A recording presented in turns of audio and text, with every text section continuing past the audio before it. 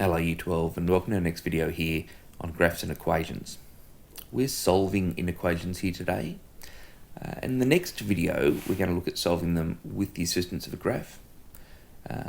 Today we're going to look at them by testing cases.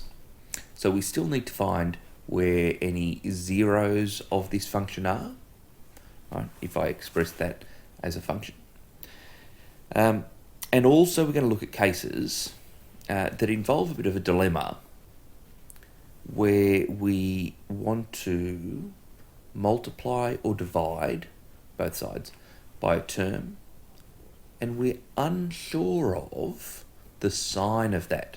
So multiplying or dividing by a negative number, we change the direction of the inequation.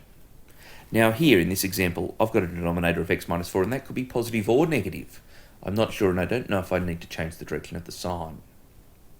So we're going to overcome this dilemma by multiplying both sides by the square of the denominator, right? Because the square of any term will be positive. Let's have a look and see how this plays out. So we're going to have 3 here multiplied by x minus 4 all squared over x minus 4 is greater than or equal to negative 1 outside of x minus 4 all squared. I can cancel those terms and I get 3x minus 12 is greater than or equal to negative x squared plus 8x minus 16. And then we'll pull everything over to the left hand side and I'll have x squared minus 5x plus 4 is greater than or equal to 0. Okay, everything on the left, 0 on the right. I can factorise this. Now I can certainly graph that fairly neatly, but we're not going to. I'm just going to factorise and I get x minus 1, x minus 4 is greater than or equal to 0. So this tells me that it will be equal to 0 when x equals 1 or 4. Right, they're the roots of that expression there. And so it can't cross from positive to negative or greater than 0 to less than 0, the reverse, without sort of passing through those points. For values of x that are less than 1, they will all have the same sign. If any of those are positive, they will all be positive. Or if any of them are negative, they'll all be negative for anything that is less than 1. Between 1 and 4, all of the x values will have the same sign if I substitute in there. And at greater than 4, again, they'll all have the same sign. So we're going to draw up a table of signs again.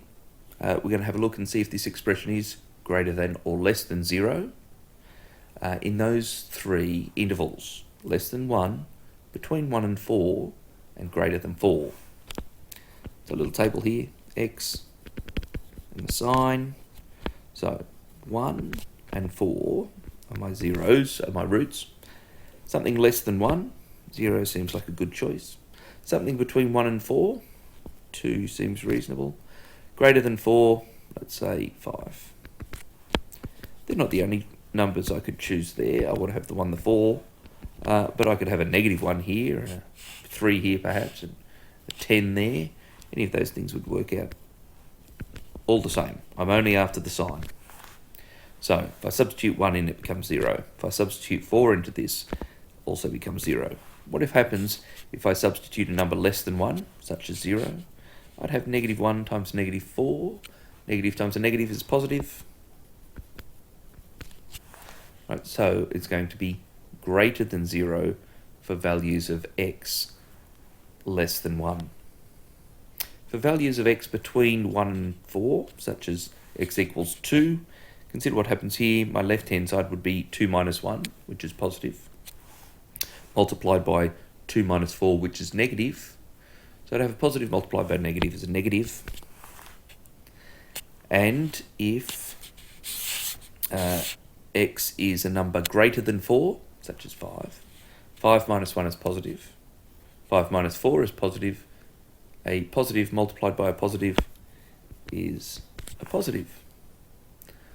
So, now looking back to this expression here, which is equivalent to this expression here, the question that we're asked to solve, this tells me that x squared minus 5x plus 4, or x minus 1, x minus 4, will be greater than or equal to 0 if x is less than or equal to 1, or x is greater than or equal to 4. It looks like we've solved this, but this is the same expression as the first one here. Recap there. How do we do that? We multiplied both sides by the square of the denominator. I'm just going to write this in bracket interval form as well. So I've got negative infinity to up to and including 1, and I need also numbers from 4 onwards. So from 4 to infinity. Rightio. Now let's have a look at another case here, an absolute value equation with some inequations. Absolute values is the new thing we want to look at here. These three cases are really important. So absolute value equations, inequations. If it's an equals, if the absolute value of some function is equal to some value, then I can merely look at the positive and negative cases. If my absolute value is less than something, that means it's the magnitude of the expression is less than my right-hand side. And so that means it's between the positive and negative. And if the absolute value is greater than, then I need to be less than the negative or greater than the positive. Let's jump in here and have another look. So I've got this case here. The absolute value of 10 minus x squared is less than 6. So is less than 6 means that negative 6, right, is less than 10 minus x squared is less than 6. It's between, the value of this thing is somewhere between 6 and negative 6. Now we'll tidy this up a little bit more. I'm going to subtract 10 from both sides and we'll get negative 16 is less than negative x squared is less than negative 4. Now we're going to multiply throughout by negative 1 and we need to change the directions. So I'll have 16 is greater than x squared is greater than 4. So x squared is somewhere between 4 and 16.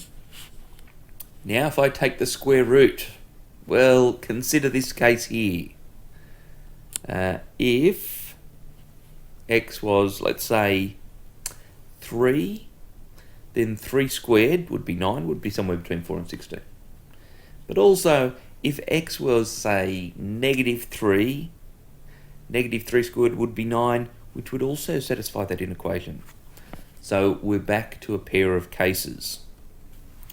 What we have now then, I'm going to take the positive square root of both sides, and I'm going to say that, I'm going to change the order around here a little bit, just for the sake of convention.